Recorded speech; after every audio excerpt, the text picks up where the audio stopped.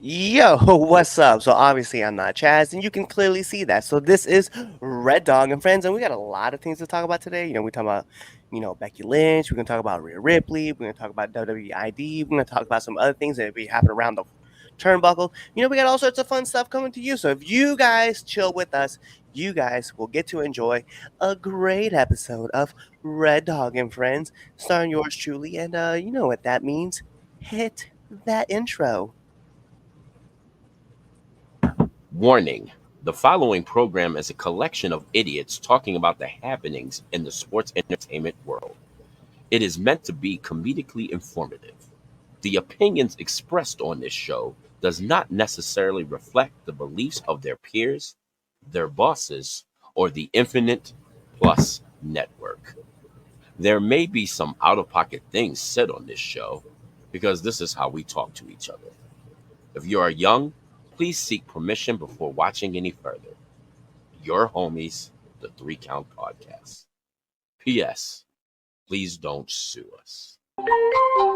Pin him to the ground and the crowd go wild, man down, no way out. It's not even a show today. That's right. Hi, it's your friendly neighborhood Red Dog, and this is Red Dog and Friends. No one told you life was gonna be this way. What's going on? So yes, it is an episode of Red Dog and Friends. I know it says Chaz and Friends up here, and I was joined by Twitch, but I'm guessing something happened with him. So his PC shut off. So we have that whole thing going on. So we are having some technical difficulties. Some other people are supposed to be here too, but they're asleep. And then Chaz isn't going to be here because Chaz right now he is actually in a match over at Fight Club Pro Wrestling outside of Maryland. So if you guys are around there or in the area after with this is done, you guys go over there and check them out because you know what? There's nothing cooler about Fight Club Pro Wrestling than just being there and being involved in the environment. So go check them out. Also, if you guys got a chance, checking us out yesterday when we did a live stream for Crown Jewel, we had a lot of fun covering all the matches, all 7 of them, especially going down. And yeah, so that's all those things going on. Other things that you guys need to do, you guys should be doing, right, is follow us on all of our social media platforms, as you can see right up here at 3 Count Pod and 3 Count _ pod on, there it is, X. Check us out on YouTube if you guys are watching us right now. Subscribe to us, and then even if you're going out of your way to have more fun with us, subscribe to our other YouTube channel. The original 3 Count Podcast channel, because we have our streaming channel, we have this channel as well. Check us out on Twitch. Check us out on Rumble because we're there now, and then also we're here on Twitter, and we're also on TikTok. We're on so many different platforms. You guys just go check us out, follow us. Also, go purchase all of our merch. You guys can find that at prowrestlingtees.com, or you can even go find it at one of our favorite places at foryourwear.com. We have all of our merch up there, so you can check out Pure Ignorance. You guys can check out my merch there. For Red Dog, if you guys go to Pro Wrestling Tees, you can find the 3 Count Podcast. You can find Pure Ignorance. You can find Red Dog. You can also find us on a lot of other different places. So it's been kind of crazy. It's kind of a fun little journey. Also, you guys already know we do all of our shows live on Sundays. We have the repeats that come out on Monday, and then of course Now Into the Ring. So for Now Into the Ring this week, we're gonna have Elijah Friday is gonna be debuting and talking to the podcast. It was a lot of fun. This is a person that I've been trying to get on the podcast for a while. Both military veterans. I guess it's an appropriate episode too because Veterans Day and all that coming up. It's just kind of fun to have another veterans on the podcast, just chatting it up with us. So, it's a great time. So I want you guys to go through, check us out, do all that fun stuff. And then, like I said, go check out our merch, check out the shows. We will be bringing more episodes of, Now Entering 201, as well as Returning to the Ring, right? Well, not Returning to the Ring because that show no longer happens, but, now Returning to the Ring will be also going on. But yeah, so we're gonna kind of go into it when Twitch pops back on. I'll bring Twitch back in and we can chat it up. But what I really want to talk about is Temp Check. And for those who don't know, Temp Check is one of those shows where one of our parts where we talk about the hottest, the coldest, and our match of the week. So if you guys have your people that you want to suggest, throw them in. We'll definitely pop on. We'll talk about it. Also, one thing before I forget it, right? You guys see that little logo right down there? Yeah, that's the Infinite Plus. So, hi. we took over your TV. I know you're watching some show with, some movie or maybe some rapper that you thoroughly enjoy, but we're here and we took over, and I took over, and so yeah, that's it. So anyway, let's hop into hottest wrestler, coldest wrestler, and as well as match of the week, right? So for me, because no one else is here, I can't tell them.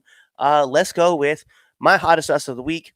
And I think it goes without saying, the new Bloodline, right? I know everybody refers to him as the Bloodline because the OTC and all that, Roman Reigns.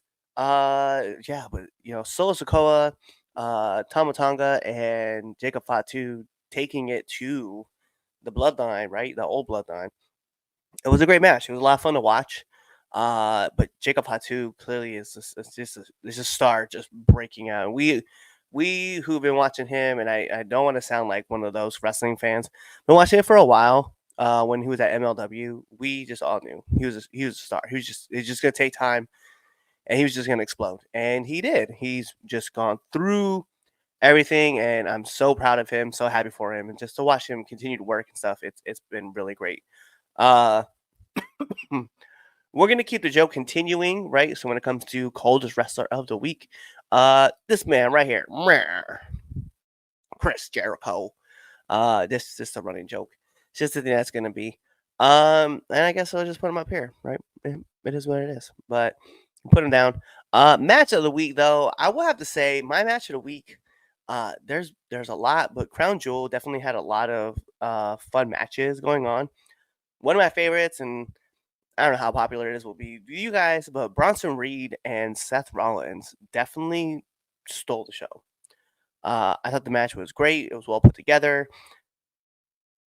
Seth hadn't won a match since like January or something like that. I think I remember reading. And then Bronson Reed is, he still comes off as a monster, and it took everything that they could to finish that man off. And he doesn't come out hurt in this situation. So I was definitely happy to see him. Definitely excited seeing the things that he's doing. So it is what it is. So that's my pick. And like I said, when Twitch pops back on, I'll have him give his hottest and coldest of the week. But I want to run through you guys' comments really quick. What's up, Justin? It's good to see you. So no Chaz and Friends. It is actually Red Dog and Friends, but Twitch's computer decided it needed to shut off, so he's restarting it. He's popping back on, and it literally happened as I was as I was going through the intro. I watched his screen just drop down, and then he was just like, "Yo, I'm sorry, my PC just shut off. I'm restarting it right now." So he'll be back on here in a couple seconds. He says, "I want to give my dumbass of the week nomination." Perfectly can, because we'll be talking about that in a little bit. And then Bronson is a true monster. He really is. He is a monster. He's just a complete badass right now. And let me back up really quick. Watch this. Weep. Hey. And there he is. All right. Now that we are working with a computer that is agreeing with me. Hi, buddy. Hey. So it's funny because like your microphone still keeps cutting in and out every once in a while. But if you guys don't know, you guys see him right next to me. Right there, it is Lord Twitch of the House of Graves. And maybe later today we'll be being joined here soon by the Dark Lord himself will show up, right? Damien Fatal. He just texted in the group chat that he's like, I'm 2 minutes away. So we'll see. But no, so we're still talking about temp check. I gave up mine, which was the new bloodline. Like, I just got to call it that because the old bloodline is cool, but the new bloodline is, they clearly, Chris Jericho, as always, gotta say the coldest. And then, of course, match of the week, I said Bronson Reed and, Seth Rollins. Okay. So, hottest, I agree with you, Bloodline 2.0, because they're just killing it right now. Coldest, I got into an argument about this earlier this week. Nikita Lyons. If you saw the match from NXT this week, you understand why I say that. Match of the week. Okay. Let's go with So my match of the week is a tie, because if you want good storytelling, Bloodline versus Bloodline. If you want wrestling at its finest, Cody and Gunther. Mm-hmm. I tried very hard not to pick something from Crown Jewel, but this is the first time I was honestly I was happy with Crown Jewel. Like, the matches were solid. There was a little bit of weird shit going on, but what can you do? Yeah. No, like there was a couple moments in there too when I was watching, and I was like, we when we were on the live, we were like, well, like that just didn't that really didn't make sense. It didn't like that, and I'll put it out there, man. Like, one of the moments too was Cody's roll up pin. Spoiler for those who didn't know, Cody's roll up pin on Gunther. Like, I didn't really like that. I was like, I understand, like, you want to keep both champions kind of strong, right? And call it like you threw everything in the kitchen sink to get this job done. But I was like, I'm not here with it. I'm not here with it. I don't really care. I was like, Cody hit like two crossroads and still couldn't get the pin. Gunther hit the power bomb. Like, all right, whatever, bro. Like, it is what it is at that point. Apparently that was a shout out to Bret Hart from when he got his foot in the corner and pushed back and rolled over for the pin. But no, I agree with you. I wasn't a fan of that. The ref randomly stopping the count, and them saying Jimmy broke it up when it's very obvious he didn't. Like, yeah. He didn't get there. He didn't get there for that moment. Not at all. Really quick. So some of the nominations for Domestic of the Week's already been getting put in. So 411 Mania, IWC, who complained for years and years about Raw being for 3 hours. Now they're complaining that they are not for 3 hours. Yeah, it's funny. You can never make anybody happy, especially in this time frame. It is what it is. KO, as far as hottest wrestlers, can KO and Orton be match of the week, even though it was an official match? Yes. Hey, I'll give it moment. Yeah, because they definitely, just that little bit was great to see. The previous comment was paid by Samoan World Order. Yep, the check is in the mail from what I was told. Yeah. And Davari just getting messed up. Bro. Poor Davari. Davari, and then also not even just Davari, but Adam Pearce, because it's just like great storytelling when he wrote the check and the check was double the amount of the original fine. He's like, yeah, just in case I do it again, or he's like, when I do it again, and then we saw it happen at Crown Jewel, and I was like, hey, he already covered that fine, bro. He was just on borrowed time till the show. Yeah, pretty much. Cody gets the Roman treatment. How many matches did he win with one spear or one Superman punch? I don't think the problem I have with Cody hitting so many of the crossroads is that's his finisher, and it's something that and I know Mr. Golden, you're going to say something about it too. But Baron and Scott Hall were very protective about their finisher. Like, they're not going to hit it unless it means something. And for Cody to hit 6 of them in a match, right, and not be able to put his weight, it's not much of a finisher then at that point. It's just something that's it's a signature move now at this point. And I just have a real problem. Like, I have a problem with it being hit. Like, if Cody hits it and then Gunther rolls out the ring, then that's one thing, But if he's laying there in the middle of the ring and you're not doing anything, going for a pin or going for something to finish the match, then why are you hitting it? Like, what's the point? What's the point in doing it?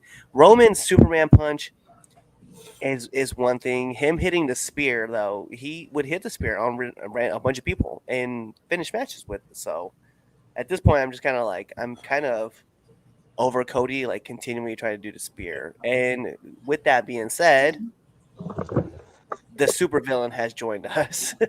Somebody made a comment, I forget where I saw it, saying that WWE needs to start talking to people about protecting their finishers more. Because like you were saying about Cody doing 12 fucking crossroads in a match.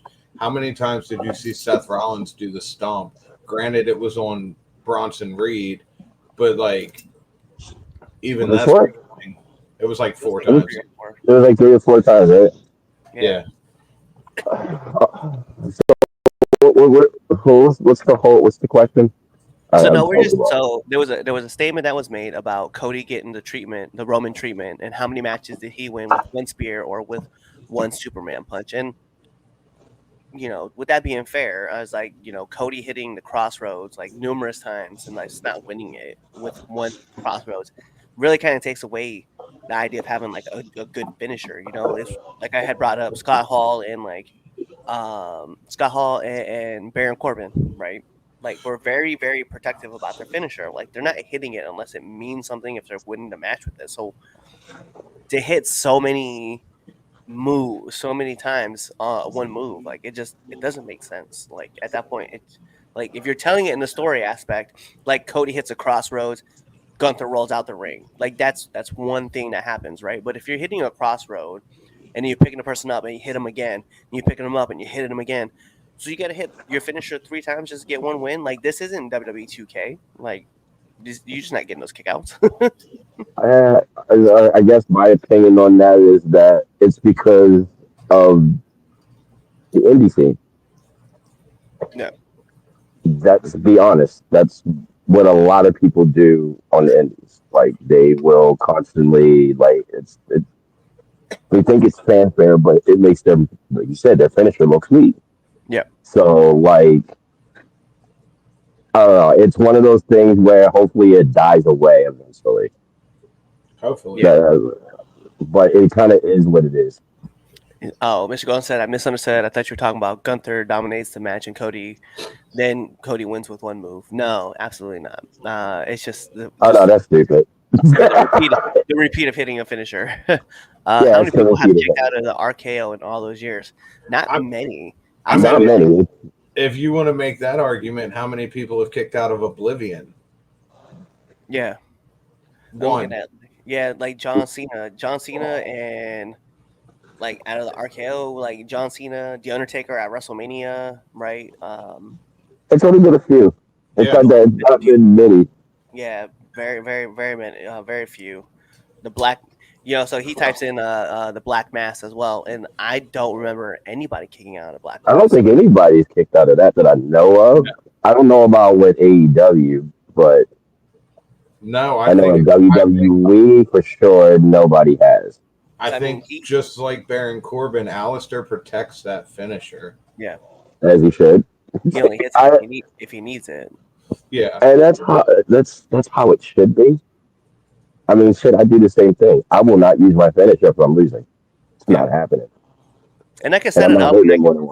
I can set up and miss it, or someone reverses like my finish. Yeah, I can do that too. Yeah, but I'm not hitting it and then you kicking out. That's not happening.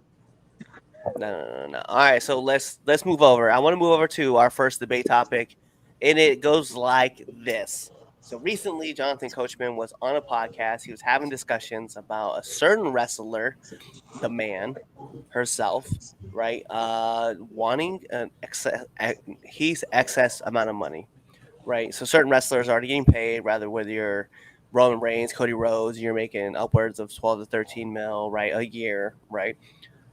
Seth, I think they said was making somewhere between like 7 to 9, 7 to 12. She wanted to make $1 to $2 million a year, and apparently TKO didn't want to pay it out.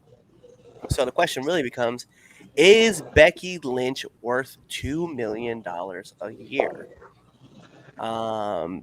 Twitch, you want to start us off? Damien, you want to start us off? God damn it! Oh, I got a really simple answer. Yes, he is. I would agree.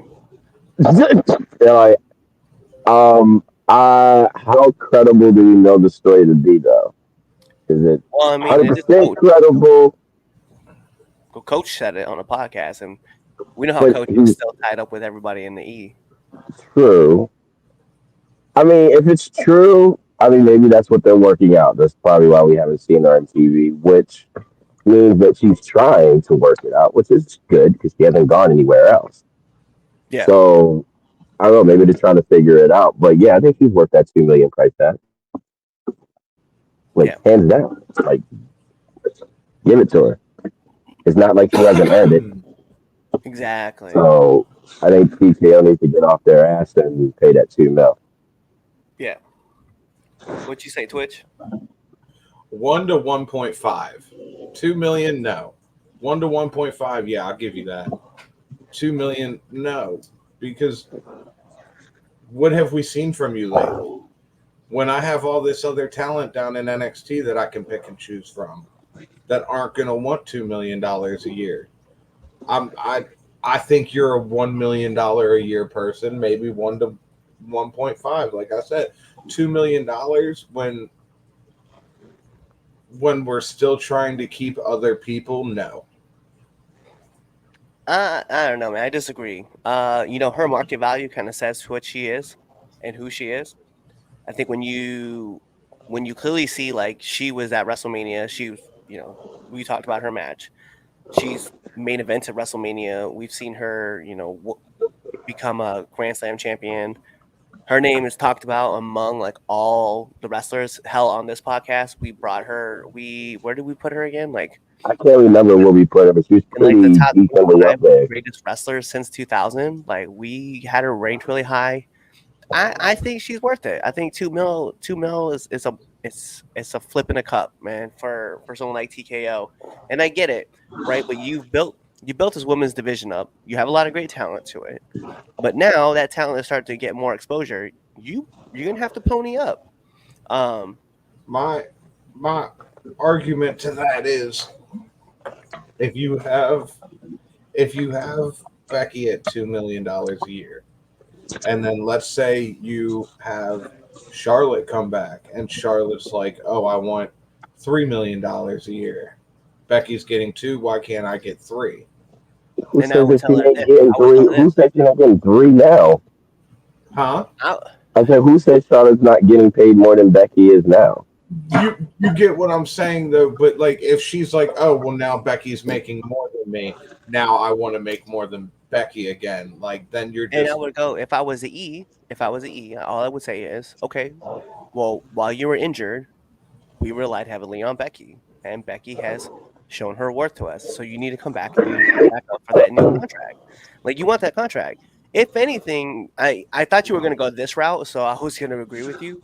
But like the next person that puts up the move is Bianca, and if Bianca was be like, "Yo, I want 2.25," hey, that's the person you're building the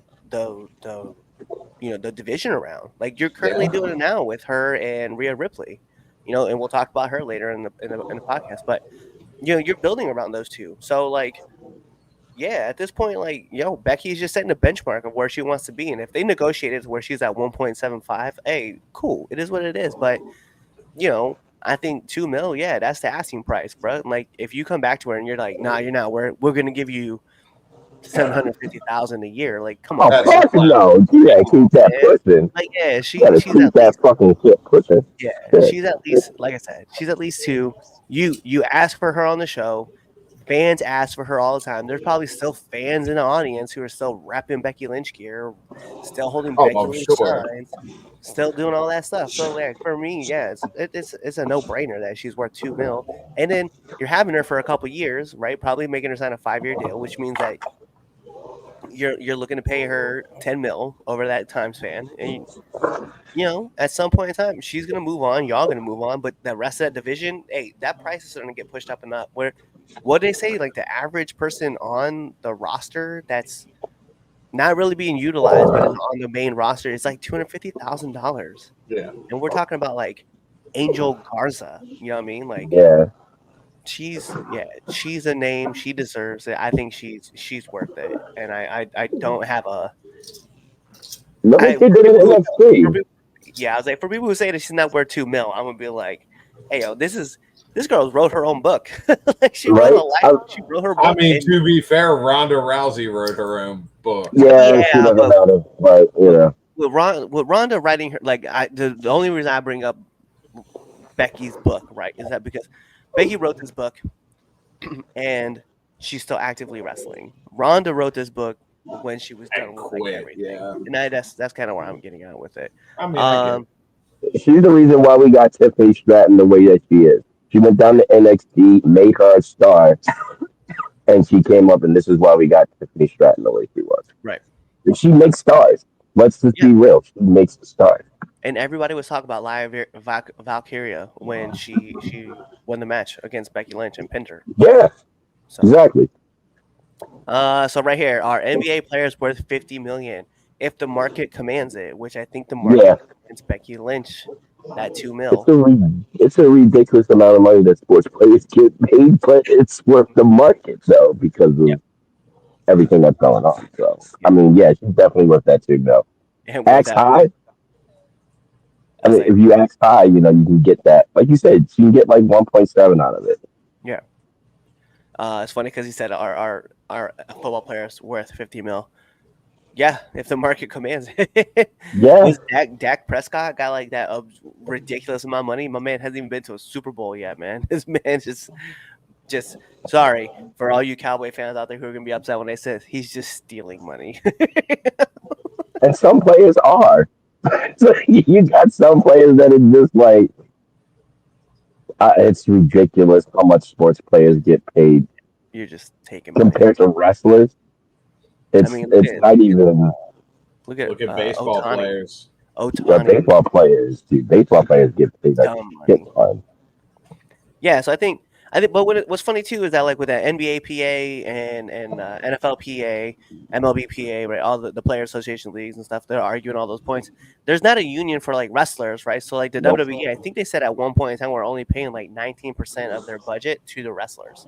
So, and I get it, right? Like we have costs of like travel and like transportation, and you have to rent out the buildings and stuff like that. I get all that aside that you have a budget for it, but still, like when I think about the context of these wrestlers are the ones that are going out, were at one point in time going out 200 days out of the year, 250 days out of the year, wrestling all around, getting injured and stuff like that, and not making that much money. Like, hey, at the end of the day, we got to really have a conversation about what's going on, because even now, like, I don't know if you guys saw the when MXM was talking to Maven about the pay structure, about the Yeah.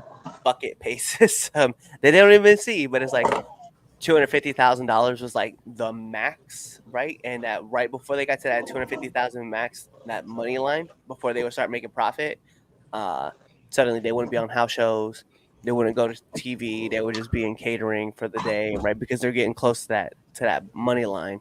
So they wouldn't want them to get it. So yeah, that's all that, man. That's what's crazy. Let me go through here. They're worth whatever they are paid. I don't agree with the crazy contracts though. But yeah. Who's more talented, Becky? Who's more talented than Becky other than RHEA? I'll be honest. You already said one name right there, Bianca Belair. And you said Jade. Not so much. She's getting there. She's getting there. You got There. Charlotte, Liv. Liv. Yeah, she's Well, actually, definitely take there it back. now. More talented than Becky? I don't think so. But Rhea and Bianca, I think, are more talented than Becky. They have a But lot more potential because they're younger too. yeah, that's kind of where I meant, because it is because of Becky and Sasha, Bianca, not Bianca, Bailey, Bailey and Charlotte. Charlotte. Yeah, they kind of hit the groundwork. Paige, I know we don't really talk a Yeah, lot about Soraya. we gotta give her flowers on that. She's the reason why it broke wide open the way that it did. And AJ Lee, Yeah. definitely. I think of those six like blazed the trail to like help get all these girls where I they are. guess And the four I horsemen, guess I have to throw. I guess I have to throw in the Bella because they were Yeah, kind of a part of that, and so was Alicia Fox. yeah, 100%. So like we got to give those three women their flowers. I know they're not like around anymore, but yeah, like that group, that core group of women was the reason why that women's division was starting to pick up and like Yeah, really become something. And like what they were doing at NXT and shit, it was like a breath of fresh air. yeah, and that's what I'm saying. Like when it comes to being talented, I mean, it is Bianca and Rhea. I definitely think are more talented than Becky, but Becky set the groundwork. Definitely pushed levels up above everybody. So I have to go with that route. Well, we're gonna move into our favorite segment of the 3 Count Podcast, which Damien, here we go.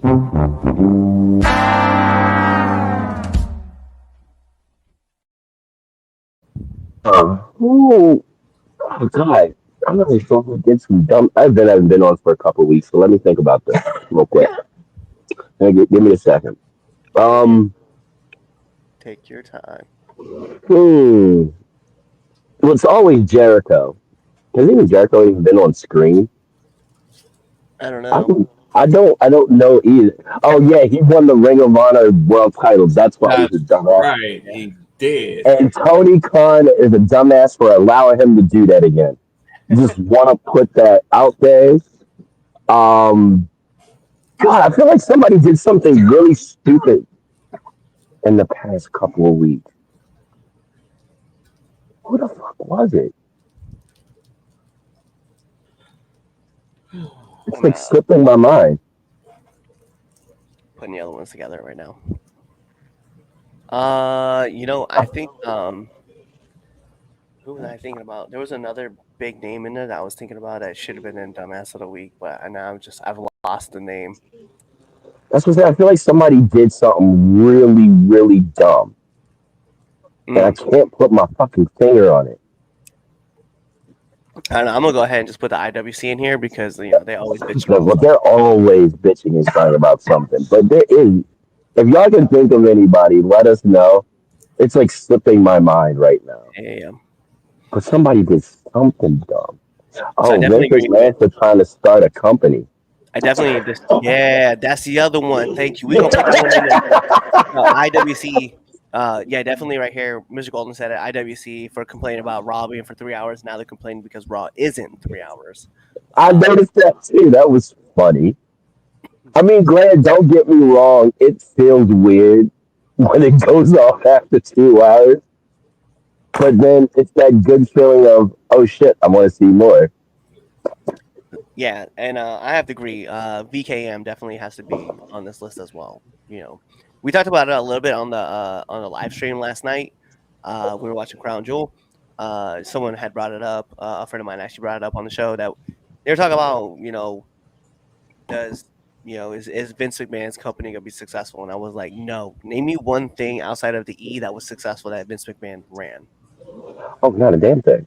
Not a damn thing. Not a damn thing. But the way that this company sounds like it's being explained is that it might not be involved in wrestling. However, who in the entertainment business at the moment wants to deal with him or anything with his name on it? And I think that a lot of people in the entertainment industry is like, yeah, nah, fam. That's hard. Like, his name holds just as much weight as P. Diddy's. Damn. Well, it's true. It's true. Yeah, it's not that good, bro. I like to think it holds a little bit more weight on who's a bigger piece of shit. I do. They're really close. I mean, Diddy was on Raw. There is a picture of Vince and Diddy. There's a few pictures of those two together. Exactly. So, I mean, Yeah, so right now I have Tony Khan, Chris Jericho, the IWC, and VKM. That works for me. That sounds beautiful. All right, so that's who you guys have. Like I said, it's up now. So if you guys want to go vote for it, go vote for it because we already know that you guys want to. We enjoy when you guys post it and talk about it. And yeah, so I'm actually voting mine in right now because I'm gonna go ahead and just vote my guy in right now as we're sitting here talking. There's your dumbasses of the week. Let me move over here. Okay, so let's jump into our next debate topic, right? This is one that's it's not controversial. I didn't think of it as controversial, but apparently it is super controversial. Going through the IWC, and a lot of people have a lot of opinions on this that I don't want to sound like a jerk when I say this, that aren't in the business, right? So let's talk about it, man. Is WWE ID a good thing? And for those who are wondering what WWE ID is, if you remember a couple years ago, WWE started the NIL, right, next in line. This was a Fucking program awesome that ass they had that program. was going to have their people push into the PC, the performance center, and they were going to start developing all these kids that were coming out of college that had potential and working their way up through the system. Now, obviously, WWE kind of sees the thing with WWID. And even before WWID, WWE ran this idea once before, and we saw this happen with WWE NXT UK.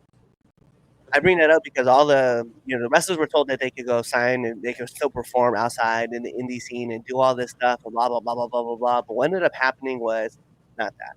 All the wrestlers that got signed were only approved to wrestle at certain places with the WWE that was approved, which wasn't really any of them. I think there was like maybe one or two. There was like a few, Yeah, but not a lot. they had to there was a lot of like legality Red that was tape. going on with it. Yeah, a lot of Um, red tape. They couldn't lose if they were a champion. I think they couldn't lose. Period. yeah, They, like you said, they couldn't go on another company that had some kind of streaming if they were on a streaming service, right. or a TV deal of any kind. It was like And very red tape. strenuous and weird. But Yeah, for me, that sounds like that was a Vince thing. yeah. I guess I'll go So first. yeah. Go ahead. Lead us off. So yeah, now that we're talking about that part, it's like I feel like that was a possibly Triple H idea that Vince stuck his hands in. Yep. And thank God for the pandemic because that kind of helped get rid of that whole BS. Yeah. I think this is going to be something completely different. I think this is really fucking cool.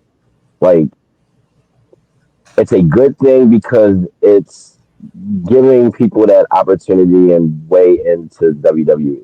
Most wrestlers, that is the ultimate goal. Right. Let's be real.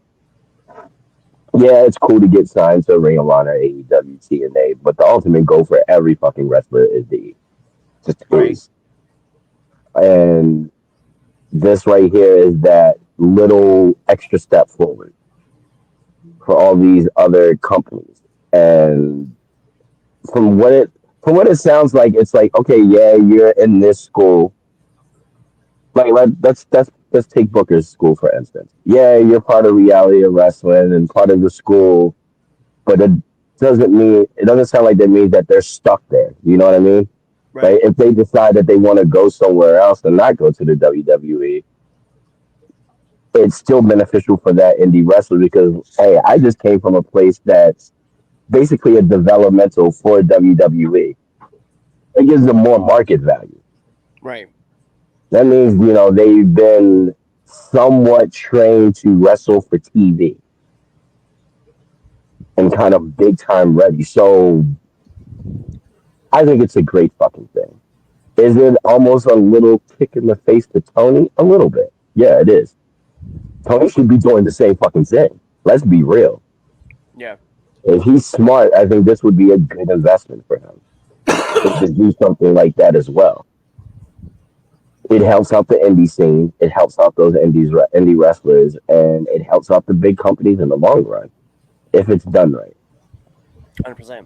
100%. And it, I don't know, the IWC crying, and I know there's some wrestlers that are not feeling it, and those are probably the ones that are jaded that maybe were in one of those programs and didn't get selected. And I get it. I get that. Like, that NXT UK thing was a fucking disaster. Yeah. I enjoyed the show. Don't get me wrong, but from what I hear, it fucked up the whole British wrestling scene. Yeah, it decimated it.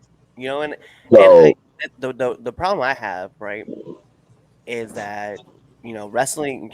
We're going to say here, right? Wrestling has the wrestling independent scene here is always going to replan. There's always going to be new talent, right? Like, I'm not saying that there's going to be another Christian Casanova, aka Carmella Hayes, right? What I am saying is that there's going to be other wrestlers that people are going to talk about, they're going to see, and they're going to remember that they were kind of like the hometown hero. So that they want to bring up.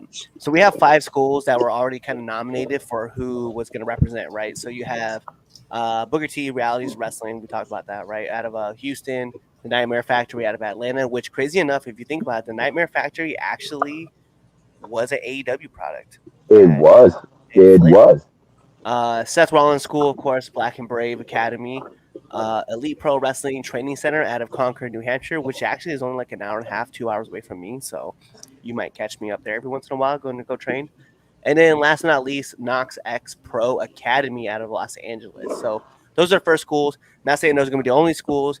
I wouldn't be surprised if you catch like New England Pro Wrestling Academy, NEPWA, up here in Massachusetts. If you see the Monster Factory also show up. Team 3, was it Team 3D, 3D, Alpha 3D, Yeah. Team 3D Academy. Wouldn't be surprised if you see those guys pop in. Santino Brothers school over in California as well. Like, there's gonna be a few of them. They're all gonna pop up. They're all gonna start working, and I wouldn't be surprised if you can start seeing these schools just kind of wreck house. Well, was it Haynes School? Yeah, With Bruce's brother. yeah. So Pritchard Jacobs Academy, I believe is what it's called. Yep. Yeah, wouldn't be surprised if you catch those guys like also popping up on the school again, popping up because OV, and I wouldn't be surprised if you find out that OVW, Al Snow's school, Yeah. Al Snow's pro because he's got a school out in Utah. So Yes, I he wouldn't does. be surprised if you catch the WWE logo all of a sudden appearing up on their school. So I think for me, what it is though is what I'm worried about. I am kind of worried about the North American scene being transformed back into the NXT UK. And I'm sure there's not going to be a huge problem. I'm sure Triple H isn't going to be one of those guys, or Hunter is going to be one of those guys that tries to do that same thing. But the worrisome is that, oh well, this person isn't doing this, or that person isn't doing that. So we're just they can't lose at this place. They can only wrestle at these spots. Any of the five schools currently that we've nominated, they can only wrestle at those schools. I kind of worry about that a little bit. But also, with that being said, though, I kind of see this as an opportunity for kids to do like let's say you get trained at one school, right? For me, down in Maryland, right? And I'm still kind of rough around the edges, but I want to go to a finishing school, right? I go to somewhere like Elite. I go to Elite Pro Wrestling and I get trained up there, right? And then they knock out some of the what do you want to call it? They kind of smooth out some of the roughness around me, and then I can now I look like I'm polished up and ready to go wrestle. I think about it just like how NXT the Performance Center does the same thing with all these kids that are going to come out the college scene. Shawn Michaels is like the finishing instructor there, so he's the one that kind of like works on them a little bit, then shines them up, and then lets them go out. So I see it that way. I know a lot of people don't. A lot of people find it to be unpopular, but to me, I mean, I'm very excited for this opportunity to see what these kids can do that are on the indie scenes that are saying, "Yo, give me a shot," and now here they are to getting their shot. Well, I guess one more thing is the reason why I don't think it'll end up like NXT UK is because of how stacked NXT is now. Yeah. If you're getting all these schools, even with the 5 schools that they've already announced, I'm pretty sure all of them have some kind of show that these kids can go on and like get the reps in. Yeah. So, what sense would it be to like just constantly bring in all this talent from these schools into NXT? It's just going to overfill NXT, and then nobody gets any screen time. I don't see them making the same mistake twice, especially when they don't have the person that makes the same mistake twice. Yeah. In the chair. So, like, I don't know. I think we're in for something special. Go ahead, Twitch. My bad. I feel like we're all on the same page with this. As long as it doesn't end up as NXT UK, it's a good thing. I think as long as they honor their word of, okay, you can go wrestle other places, it'll be a good thing. I haven't done much research on it. I would like to do a bit more to see like what other, like you were talking about, Cliff, with other schools popping up. Like, it would be interesting to see what schools pop up on this list. I'm kind of in the middle right now. I don't think it's a bad thing. I don't think it's a fully good thing because we've seen them do this before, like you guys have said with NXT UK, and it decimated the British wrestling scene. So I feel like as long as they honor their side of the deal, it should be relatively good. Well, they kind of did it too before when they had like Ohio Valley Wrestling and that other school. What the fuck is that other school they had? Yeah. And I think those kids were kind of locked in those places. I don't think they really could go anywhere else to go wrestle. Okay. Again, both times, who was in charge? Yeah. And I do understand. It's just there's so I mean, for all the kids that are looking to get into this and really like blow up, right? I do see that there is another part of it too that a lot of people aren't talking about, but they're talking about like the possibility of all these other wrestling schools getting damaged, right? Because they're gonna ask like, are you affiliated with WWE? Because that's exactly where they want to go, right? And they're like, no, and then that kid walks out, Yep. So that's why I want to shape this in the aspect of, hey, so you went to a wrestling school, you got some training, you're out working, right? Now you kind of want to get the finishing touches. All right, go hop up to one of these other schools and go train and go learn. It could end up being vice versa. Like, are you affiliated with WWE? Yes. Okay. I don't want to go there. WWE is not the end goal for me. Like, let's face it. Exactly. You go either way. There are wrestlers out there that WWE is not their, like, there are wrestlers out there that would be okay being signed to TNA or MLW or any of these other promotions. Like, WWE is not the end goal anymore. It's not the be all end all. Like, which is a good thing. It's a great thing. It's a great thing. This is the other part that I kind of worry about, and I don't know if it's like I don't know if it's actually been talked about with anybody. So it'll be the first time I bring it up, where I bring it up with somebody, but I haven't seen it like brought up on the internet. But the worry I have, right, is does it become a moment where everybody is trying to buy up like their schools? Do you know what I mean when I say it that way? Like AEW now also has AEW ID, right? Like they're buying certain schools that are being trained specifically for AEW. Then all of a sudden, TNA, right? TNA buys a couple MLW. I wouldn't really lean that far, but it could be New Japan. Like all of a sudden, all these schools like infiltrate into, and I say infiltrate, like they infiltrate into the indie market, and then they, everybody has like, now we're back to the territories all over again. Right? Yep. Like, yeah, we are. You can't. You worked at this WWE ID school. Okay, well, you can't work at this AEW school, right? You can't work at this TNA school. You can't work at this GCW school, right? Like you can't work on these programs because they're affiliated with this person. Like, I think that's where I'm more worried about is that, and it's indie wrestling. I don't know if it's ever going to get to that point, right? But that should also be a thought in the back of people's heads that, like, hey, they should. Is this a possibility? And of course, it's a possibility. It's something that can happen. I mean, for Christ's sakes, we right now have the election that actually, when you guys watch this, it'll probably be over.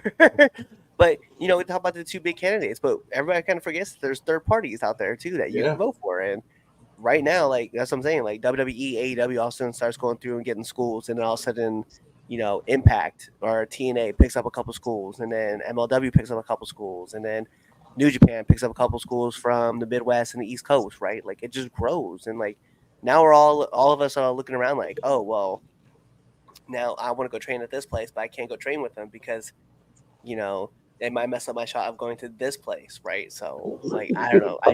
I'm not saying it's gonna get to that point. It could though. That is a huge possibility that could happen. Not to be that guy or anything like that, but history often repeats itself in a much worse fashion. That is true. Yeah. But then again, all of a sudden I'll see AEW had their ID program as well, and one of the schools is Maryland Championship Wrestling. I'm just like, that was a WWE school, right? Maryland Championship Wrestling, Gangrel Wrestling Academy. Gangrels, yes, Gangrels Academy. I'm surprised that wasn't one of the schools that was first announced. I think it's because he's done stuff for AEW. Yeah, there's a possibility. But then again, I mean, I'd call them a hypocrite because I mean, the Nightmare Factory legitimately started Yeah, it From was. personally for AEW. AEW. Like AEW, like at one point in time, I remember AEW had what they have like it was like 40 or 50% of their kids were on Nightmare Factory. Elevation. They're on AEW Dark and Yeah. AEW Dark Elevation. Like, I mean, we low key joked about it that this podcast for Now Entering was the unofficial podcast of AEW Dark because a lot of kids that had gone to the Nightmare Factory had also been on the podcast, right? We had Kid Bandit, we had Sure. the Renegade Twins, right? Yeah. Vari Morales, who's actually one of their trainers, was on the podcast. I mean, Big Trouble Ben Bishop has trained at the Nightmare Factory as well. Like, I mean, we we had a lot of people come from there. So I mean, I would be like, I'd be the first one to be like, hey, yo, first of all, this is what you guys did. So let's go to this. All right, I want to go to Around the Buckle, right? Because the next topic that we're gonna talk about Rhea Ripley. But the next topic I want there's so much stuff that happened this week, right? That I kind of want to hop back around and just kind of mention some things that happened. One of those things that didn't even make the show that we need to talk about is Bobby Lashley debuted in AEW. That is fact. Like him and Swerve like threw hands. Yes, they did. Good. He's there. It Mind looks you, good.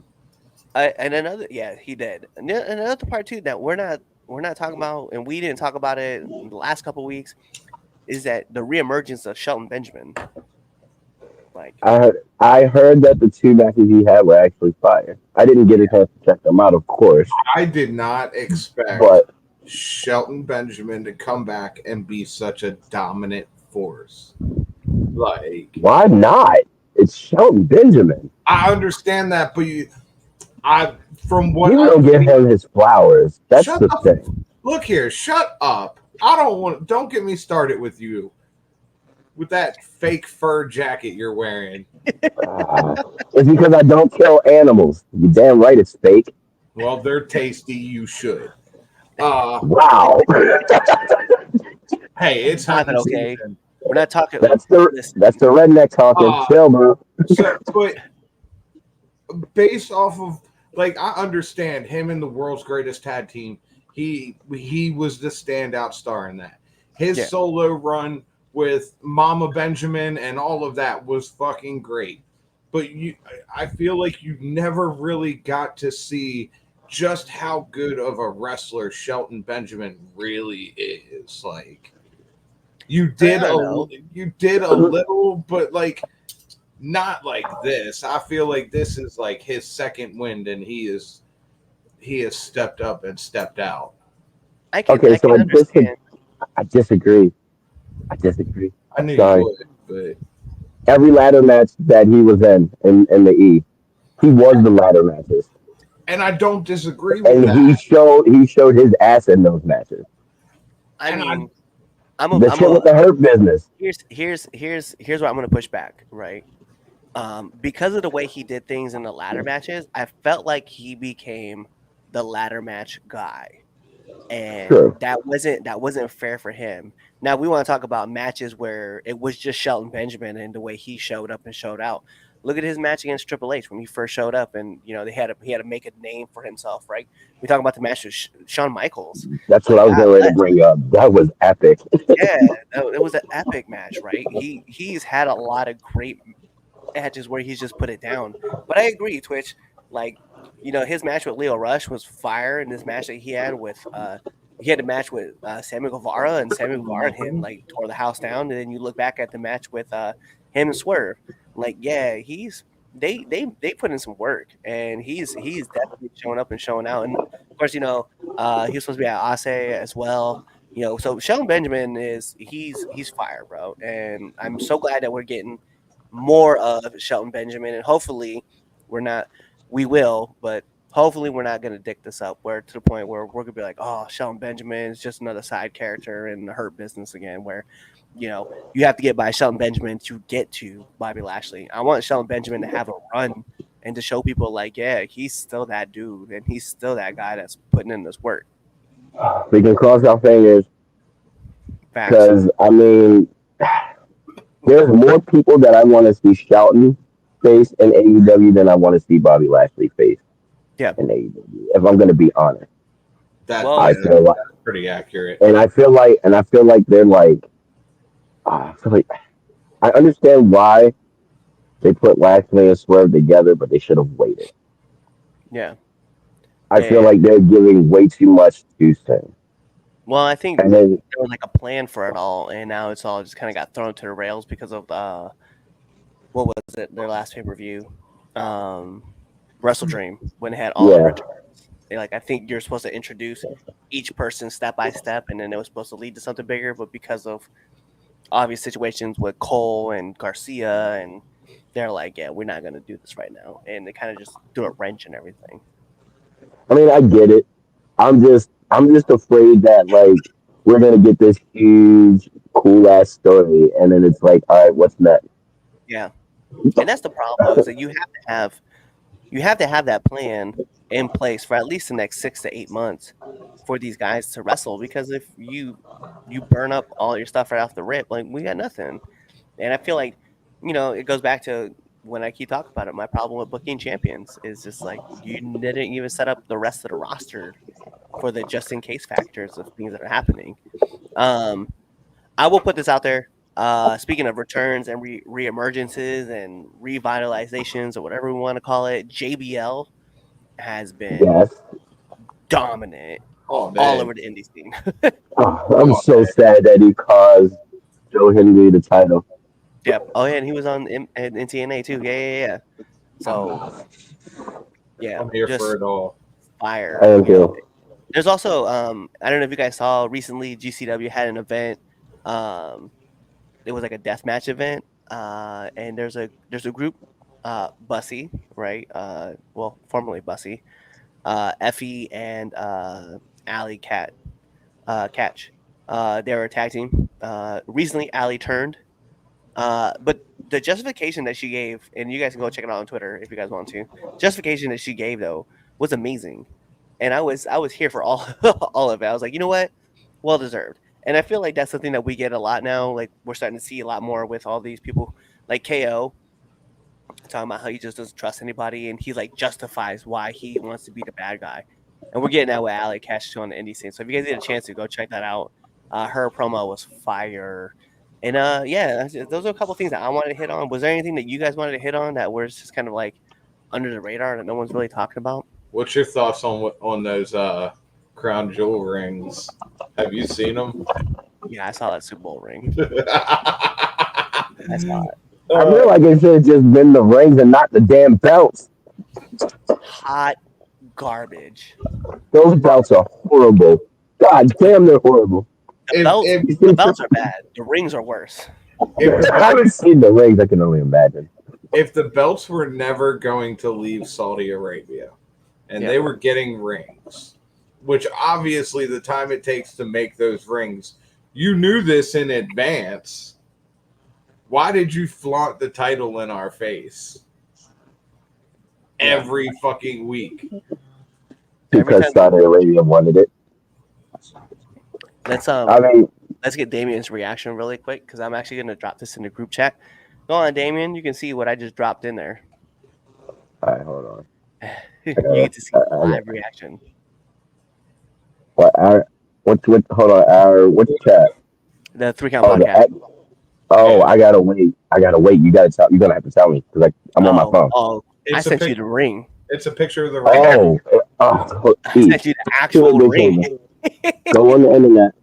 Go on Chrome and look up the Crown Jewel Championship ring is what it's called. Yeah. I mean, you could call it that. I just typed in Cody Rhodes and it literally the ring popped up like one of the first things on his Twitter. Yeah. It's a big ass picture of his hand and it literally has a ring just sitting right there on his index finger. Man. It is. It's bad. It is quite the look. It's that bad. Oh, it's bad. It's that bad. Bro, I'll describe it to you. Here, hold on. And then you'll see it for yourself. It literally has... here it is. The fuck is that? Ah, you know what? The women's looks better. Theirs looks better than the. What the hell is that? About ring? 143 diamonds. Oh wait, you're looking at the. Are you looking at the titles, or are you looking at the ring? No, I'm looking at the rings. I got it. There's a picture of Cody and Liv sporting the Yeah. ring. That's Okay. what I'm looking at. Yeah, that is ugly. Oh, that is ugly. Oh, I thought they would have done better than that. I love the fact that it just says like WWE champion across it with the ring. Oh, that is horrible. Yeah. Actually, you know what? I have it. I think I have it saved to my phone. So let me do this real quick. For you guys who are watching this live, let me see if I can actually drop this in here real quick. And then you guys can laugh about it too. So Right. It looks like the Super Bowl ring. it does. You're right. It does. That's what they got to take instead of the title. What do you think? Oh, you're a girl. That's why. Dang. Well, all right. Well, I don't know. It could be. I don't know the details so fine. I mean, the detail is pretty nice. There's a lot of fucking jewels in it, though. 143 diamonds. 143 diamonds. Yep. That's a lot. Yeah. A lot of diamonds. Better in person. It might look better in person. I feel like maybe the picture's not doing it justice. That title don't look better in person, I though. don't know. Did you see That ring Triple right H? Dude, That right there is not. it's almost as big as his watch. Yeah. Not here for it. That's a nice. I like that Rolex. Yeah. I like the Rolex too.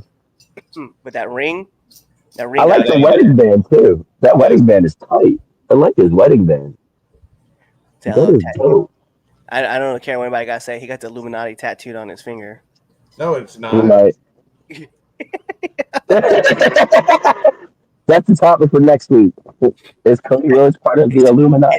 Is this it? Yo, okay, so I'm gonna move this over to the next topic, and then I'm gonna let Twitch lead this off. But so recently, it was discussed that Rhea Ripley has had a fracture in her. Was it her orbital socket or the Yeah. part of the skull? Yeah, but over the bump. She's injured indefinitely. Not quite sure how long it's going to be, right? Maybe she's a fast healer. She'll show up at War Games. I don't know. The Rumble, WrestleMania, who knows? But the question is, does Rhea Ripley's injury hurt the women's division? And Twitch, I'm going to let you lead this off, and then I'll be right back. No. I don't think it does. And there's a few reasons I say that. A, we're seeing women in death matches against men in this current point. Roll your eyes, Damien. Get over You're right, though. You're right. You're right. You're not wrong. You're right. As far as the women's division for like Raw and SmackDown go, I don't, because we have such a stacked women's division right now that even if Rhea Ripley is out until, let's say, the Royal Rumble, it gives other people a little bit of a chance to step up and maybe potentially get a storyline started for you that they don't just shove to the side.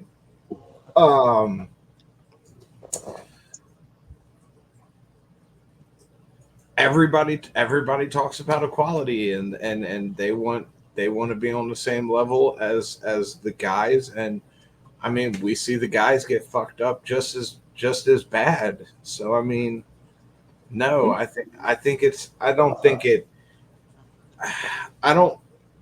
think it hurts it. I think it's an opening for other people to step up and be like, okay, this is a women's division, but we are just as good, and we can handle getting hurt like this if it happens. Damien, I get that. All right, so to piggyback off of what you said, I agree. I don't think it hurts the women's division. This gives Liv an opportunity to really get a nice title run. Let's see what she's made of. Let's see what she can do while her main opponent or her main threat to her championship and her overall life at the moment is out on injury. especially that they used her and oh god, I forgot her name already, Raquel, to like take her out. So and they did a number on her. Mm. They did a number on poor Rhea. But like this, like Twitch said, this gives the opportunity for all these other women to be like, all right, yeah, let me step up, let me step my game up, and that way, when Rhea comes back, now she has even more women on that top tier that she can work with. And then so she doesn't have to worry about, all right, what's going to happen after she wrestles Liv Yeah. and Raquel. So this is, it sucks that she got injured because she just came back from an injury. This injury that she has, she, it depends on how bad it is. She can be back in a month or she can be back in like 3 or 4. Yeah. It just depends on how crazy it is. I mean, shit, Undertaker wrestled with it I was when he going to got say his he crushed by Mabel. he rocked the mask. Yep. Yeah. I feel like you could just So, say Rhea. I mean, you can have her wear a mask, but obviously with the modern science and things like that, it was probably well not wanted for her to like wrestle with a fractured orbital bone. no, like I said, give it, she'll probably be back in like within a month or two, I think. It's just one So of those where it's just a weird timing. yeah, I'm gonna go. So the funny thing is I hear you guys what you guys are saying, what your guys' points are. I'm gonna go on the other side though, and I'm gonna say yeah, it kind of hurts the women's division a little bit because this is she's a staple. She's a staple of this division. Like you had this Raw women's division that's really kind of focused around her. It's built around her, and everybody is kind of always wanting to take out, and it's something that Rhea said, right? And it sounds funny when I say it this way, but mommy's always on top, and she was the queen. She not that I'm trying to take this away from Charlotte, right? But she was the queen. She was the head honcho. She's the one on the top, and even with Liv holding the title, right? It was always Rhea that was always chasing her down, right? Or it was Rhea holding the title and running with it for so long. It was all the things that we were talking about Rhea, like Rhea leading the Judgment Day, Rhea doing this, Rhea doing that. It was always Rhea that we were kind of like talking about on the side. And I do understand the aspect of, well, now this gives opportunities to other women to step up and show what they're worth and show their worth, right? Clearly, we were just talking about Becky Lynch and the $2 million that she's kind of wanting to get. It gives this opportunity to kind of branch up and you do get more people that she gets to try to like run through when she comes back from her injury. I think my biggest worry about it though is that because she's not there, there's a void that needs to be filled right now. Um, and Liv is doing a great job at holding down her post and doing what she's doing, but there's not a person on the other side that is balancing out what Liv is doing, right? Rhea was that person. Rhea and Raquel, Raquel and Liv, Rhea and Liv, right? So it was always around Rhea. Now there's not that other mega baby face star that's on the other side yet. And again, it goes back to the whole point of like when you booking champions, and then if Rhea's not running with the championship, who's coming after her, or who's set up next to be the big baddie or the big superhero after the big baddie. So you kind of have to go back to that, and it's like if you're not paying Becky to come back and fill the void of what happened with Rhea, who's your next person? Who are you thinking about putting in to the spot and giving the push to? What are we doing? That is fact. Because SmackDown's not having that issue. No, they Personally, don't. SmackDown's fine. personally, this is where I say that Crown Jewel would have been the perfect time to let Tiffany Stratton cash in, except have her cash in on Liv. Yeah. Then there you go. You have a big baby face on Raw. I mean, it still can happen. It Never still say never. it still can happen, but I feel like Crown Jewel would have been a more opportune moment with Yeah. it being for the Crown Jewel Championship, whatever the fuck that's worth, and and you not really knowing who she's cashing in on because now it becomes a triple threat match.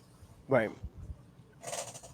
Or she just cashes it. So let's say Rhea hits her with the Annihilator, pins her 1, 2, 3.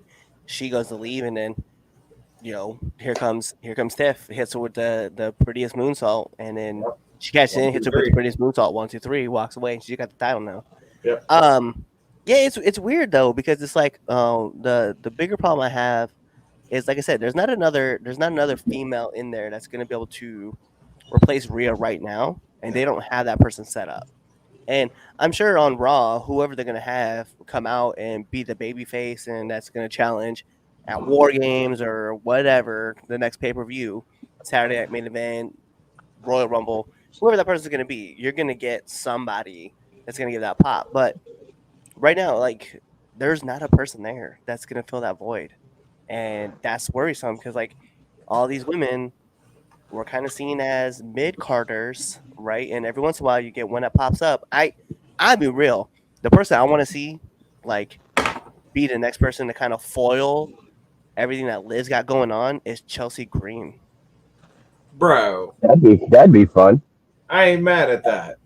Having I know Chelsea she can come do over it. Raw, yeah, having Chelsea come over the Raw, and because right now, right, is she on Raw right now? Yeah, she's still on Raw right now, right? Or is she on SmackDown? Her and Piper. No, I think her and Piper are on Raw. I thought are they SmackDown. on Raw?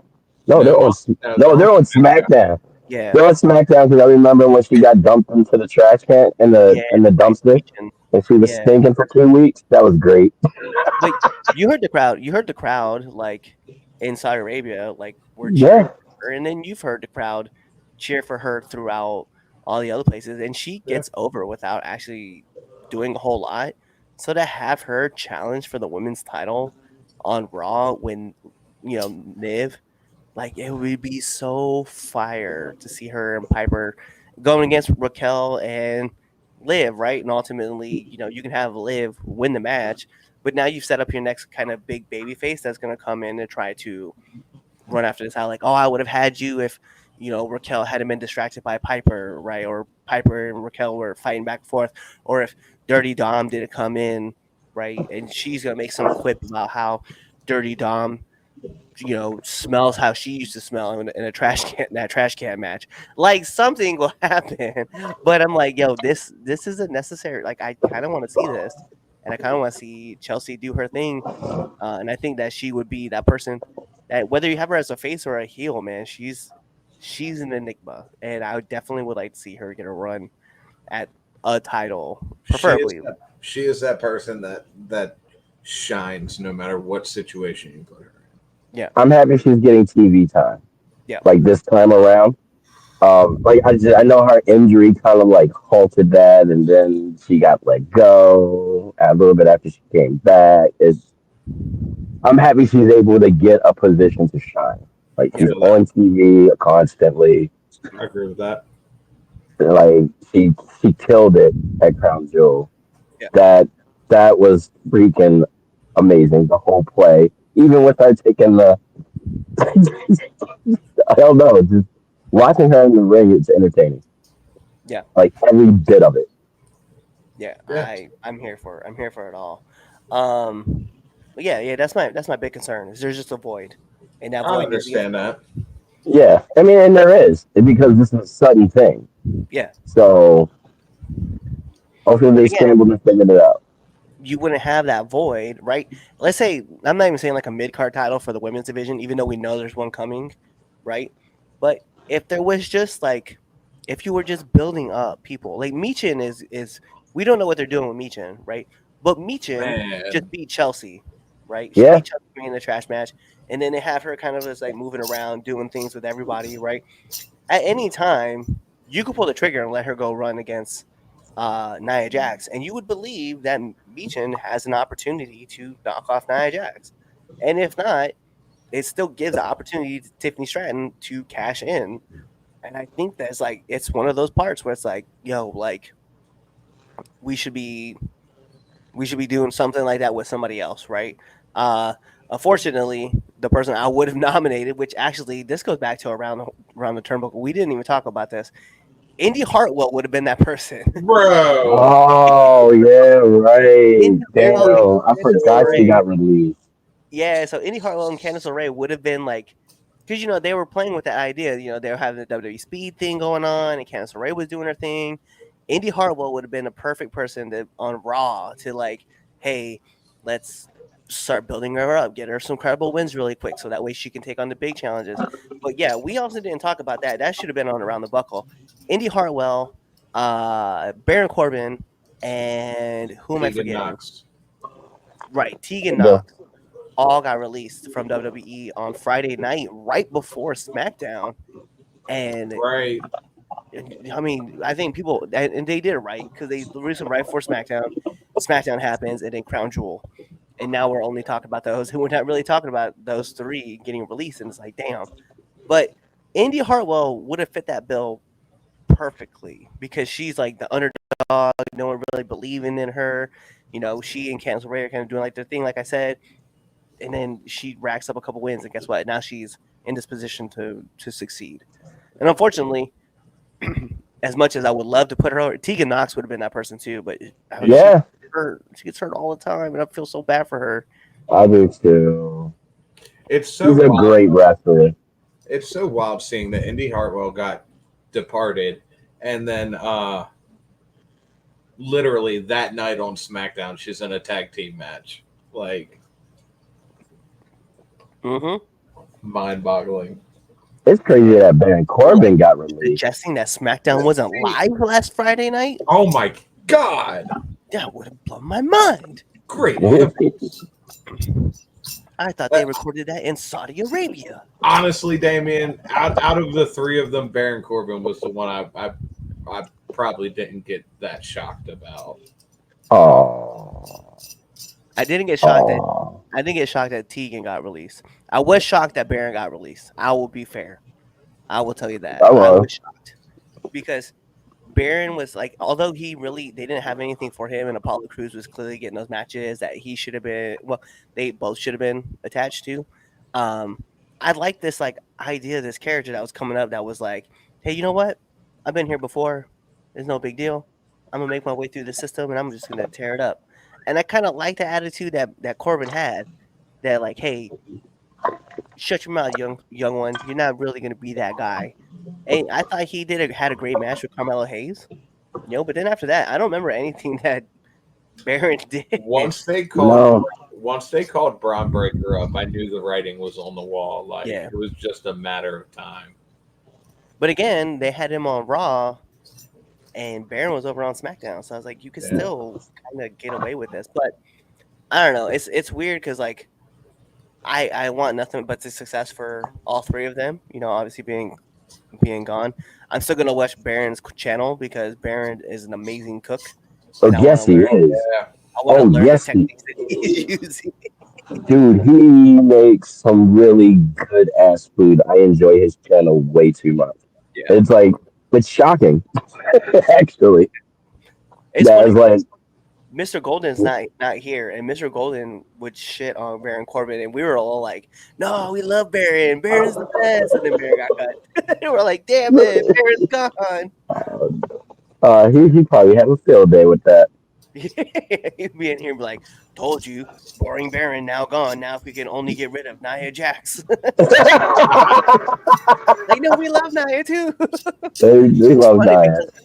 When I think of like wrestling, right? Like us, like because we've all been in the ring in one shape or form, right? We've all been doing our thing, and we just like we appreciate it from a different aspect. Yeah, exactly. We can always turn our brain off and just enjoy pro wrestling, but then like when we're on, like we're like breaking things down and talking about like, oh man, that was like a great spot. Oh, there was like a little hiccup here. And just things that normally people wouldn't find, but we understand the work and the appreciation that comes in it. And I'm not saying that fans don't. I'm not saying that you don't. I'm just saying taking a bump or watching people take bumps and then taking bumps yourself, like you learn. It's so different. Yeah, the difference of it.